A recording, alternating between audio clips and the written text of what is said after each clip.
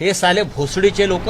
सध्या सोशल मीडियावर एक चेहरा पुन्हा पुन्हा दिसतोय, तो म्हणजे संजय राऊत. पण अचानक त्यांच्यावर इतके मीम्स का बनतात? आजकाल सोशल मीडियावर एखादं विधान, एखादी प्रतिक्रिया किंवा पत्रकार परिषद काही मिनिटातच मीम्स मध्ये बदलते. संजय राऊत यांच्याबाबतही हेच घडताना दिसतं. त्यांची बोलण्याची शैली, ठाम भूमिका, उपरोधिक टोले आणि पत्रकार परिषदांमधील संवाद यामुळे त्यांच्या अनेक क्लिप्स सोशल मीडियावर मोठ्या प्रमाणात शेअर होतात. त्यानंतर त्या क्लिप्सवर विविध मीम पेजेस विनोदी पद्धतीनं कंटेंट तयार करतात. मात्र हे लक्षात घेणं महत्त्वाचं आहे की मीम्स म्हणजे वास्तव किंवा सत्याचं अचूक चित्रण असतंच असं नाही. अनेकदा ते केवळ मनोरंजनासाठी बनवले जातात आणि त्यात संदर्भ बदललेला आणि अतिशयोक्तीही असू शकतो. आजच्या डिजिटल युगात कोणताही राजकारणी, अभिनेता किंवा सेलिब्रिटी एका व्हायरल क्लिपमुळे काही तासात मीमचा विषय बनू शकतो. संजय राऊत हे त्याच ट्रेंडचं एक उदाहरण आहे. तुमच्या मते हे मीम्स फक्त मनोरंजन आहे की त्यामुळे नेत्यांच्या प्रतिमेवरही परिणाम होतो? हे आम्हाला कमेंट करून नक्की सांगा आणि फॉलो करायला विसरू नका.